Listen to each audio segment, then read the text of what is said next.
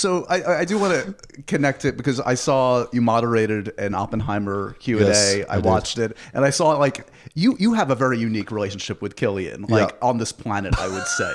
Yeah. Because like I get along very well with Killian, and like he's very sweet with me, but like you get to him. There's something, you have this ability. You worked with him on a film. Yeah. How quickly did you key into like, oh, I've got his number? Like what do you have on Cillian Murphy that the rest of us don't? We're from the same place. You know, we're from different ends of a small island, but you know, there is a connection there just from the basis of being from the island of Ireland, let's say. And I just, you know, we are trade and stock is, or stock and trade, whatever way you say it. We say in Ireland, we say trade and stock, is like taking the mickey out of each other, that sort of thing. So with everyone from there. So yeah, I remember the first time I met him, we went and had pizza when I knew we were doing this Anthropoid together. And we just hit straight away. I was like, this guy's going to be a good friend for life. And I was a huge admirer of his work.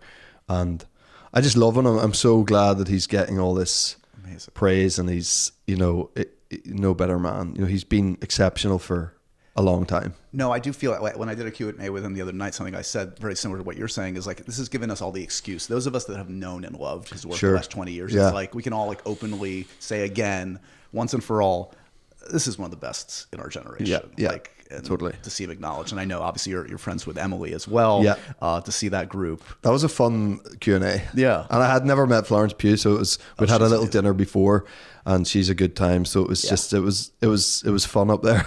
Can you leave something for me? You do everything else. This is the one thing I do that you don't do. I don't think I'll be asked back. I don't know. It was a bit chaotic that, you know, everyone had one or two martinis, and it was a bit sloppy up there.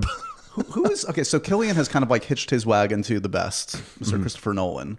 Yeah. If you could do that with a filmmaker, is there like you could be the muse of any filmmaker and just ride out the next 10 years with them? I mean, Nolan's a pretty good person to be aligned with, isn't he? Ever met Richard him, Linklater? That's a good. You know, there's a lot of, you know, Paul Mescal's done that now, isn't he? He's like the next. He's in the next, like whatever, the next Ethan Hawke. Like, yeah, exactly. Whatever that is. So that's pretty cool. You know, I mean, look, I did back-to-back Kenneth Branagh movies. That's true. That's a pretty good company to be in. Yeah. Pretty happy to be aligned with him. Yeah.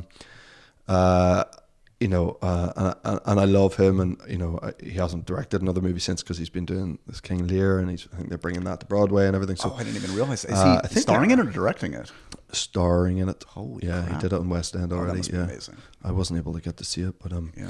So you know, I think any repeat director is a good thing. Like if someone liked you enough to want to go again, it's a good thing. But Cillian's, I mean, that's a long relationship he's had with Chris Nolan, and it's like it all paid off to, you know, finally get the lead in one of his pictures. Let's actually promote your stuff as opposed to Cillian Murphy's for a second. Yeah, that's enough Cillian. Like, I finally caught up on The Tourist. So The Tourist like kind of had this phenomenal release back home. Yes, and it's kind of been like the second wave here in the States now. Yeah. So it's now on Netflix. By the time people watch this, it's on Netflix. The 2 seasons are on Netflix. Yep. I binged them both. They're great. It's a fun, it's really a mad cool ride. show. It's a mad show. Yeah.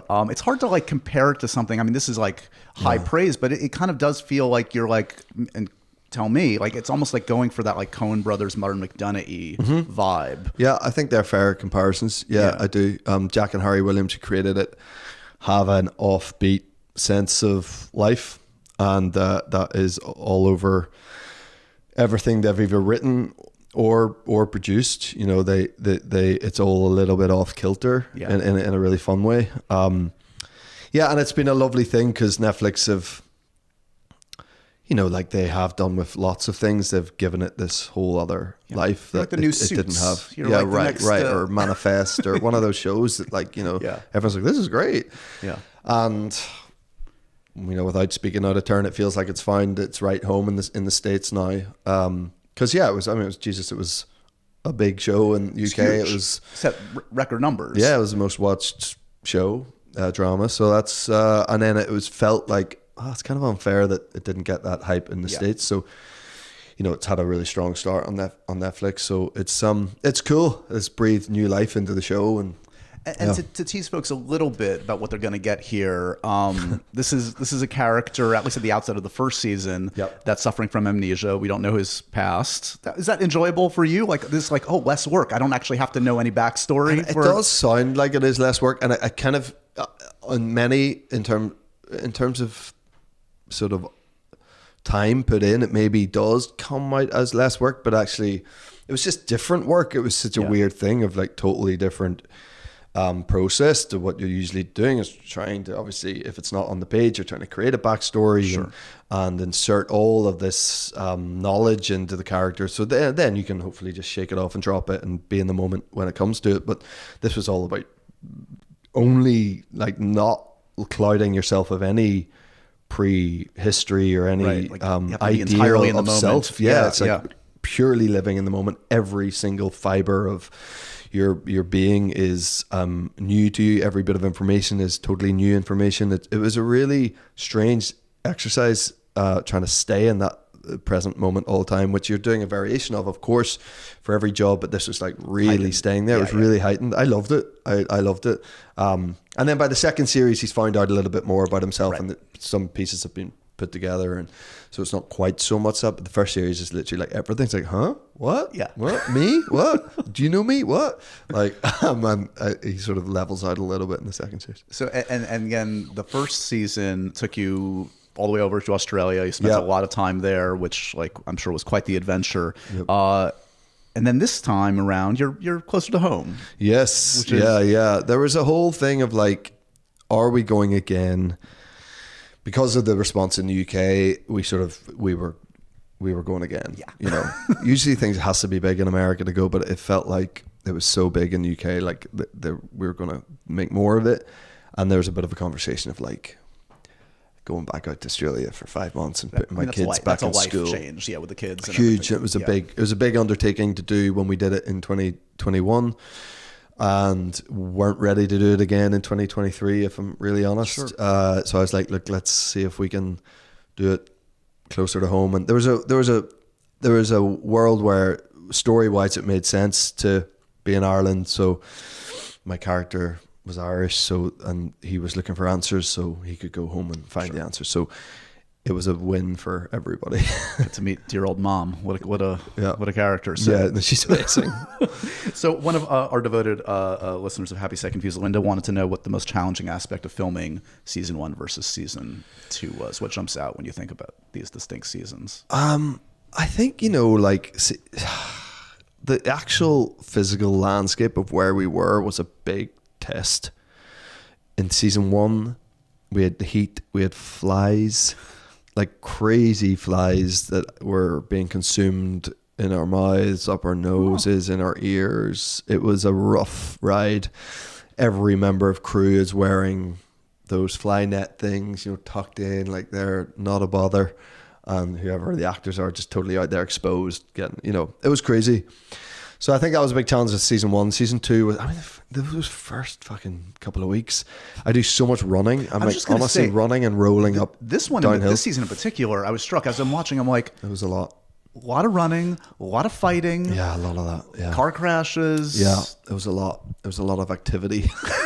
A lot of can I be in bed exertion. Next season? No, it was because in the first series I did spend a lot of time in hospital bed. It was it was great, but no, they were making me work.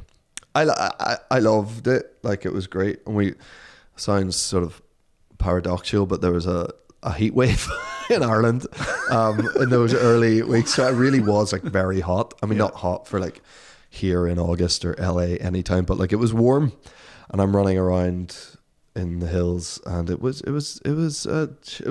challenge. Like, it genuinely was a challenge, but I did love it.